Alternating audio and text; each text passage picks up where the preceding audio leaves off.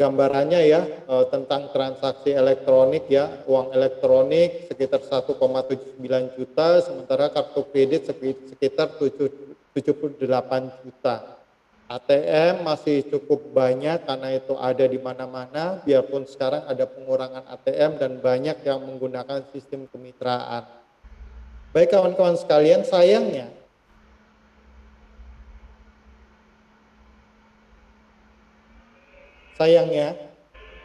serangan siber itu di tahun 2020 cukup tinggi dan kebanyakan itu di bidang penipuan gitu, phishing, kejahatan scam, terus ada ransomware, domain berbahaya dan sebagainya. Dan ternyata penipuan masih tetap yang tertinggi. Dan ternyata penipuan ini masuk sebagai sebuah konten negatif yang cukup tinggi ya, ada sekitar 11.747 kasus untuk yang ada di Indonesia. Nah, jenis kejahatan apa saja sih yang ada di internet? Yang biasa keseharian kita alami adalah biasanya phishing, scam, money mule, kemudian social engineering, sniffing, dan carding. Kalau yang seperti diceritakan tadi oleh Pak Dul ya, itu masuk ke social engineering gitu. Jadi membuat emosional seseorang, wah tinggal satu Pak, ini silakan segera kirim, kalau enggak kebagian gitu.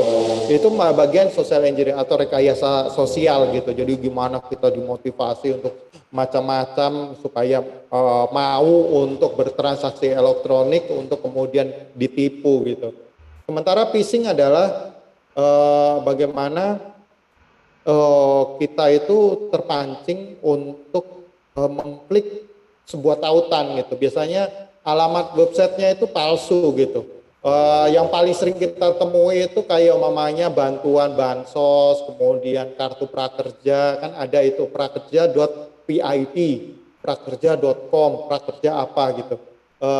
Sekarang mereka udah pinter gitu nyari. Kalau dulu biasanya panjang gitu, lewat SMS itu yang paling sering itu SMS itu penipuan websitenya itu palsu pakai web apa gitu atau XYX atau apa gitu. Tapi sekarang udah dibuat seakan-akan itu website resmi, ada VIP, .net atau apa. Yang pasti harus kita tahu itu website yang resminya. Namanya prakerja itu prakerja go.id.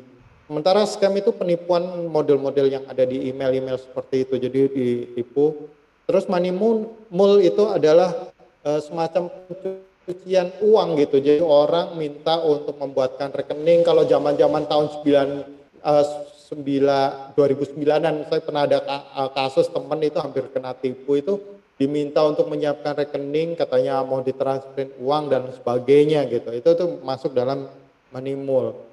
Sniffing itu biasanya diambil apa ada intrup saat kita bertransaksi. Kemudian carding itu adalah pencurian kartu, biasanya ada penggandaan, ada yang mungkin hanya diambil nomor kartu kreditnya kemudian ditransaksikan secara tidak sah. Jadi orang seakan-akan bicarakan tentang website itu hanya tentang sosial media, tentang marketplace dan lain sebagainya gitu. Padahal banyak sekali hal-hal yang sangat dalam seperti gunungan es, persoalan-persoalan yang banyak di situ.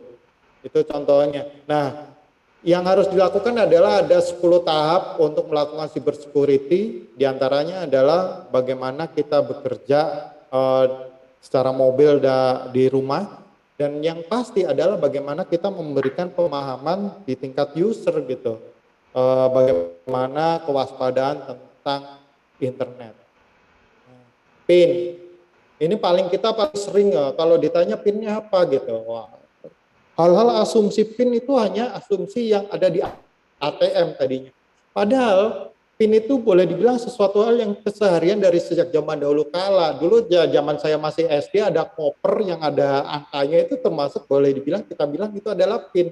Gitu kalau ada diputer berapa kodenya seperti itu. Jadi model-model seperti itu. Jadi personal ID identification number itu adalah angka sandi rahasia antara pengguna dengan sistem yang dibuat ya, sistem apapun itu namanya, entah itu ATM, aplikasi dan sebagainya. dan karena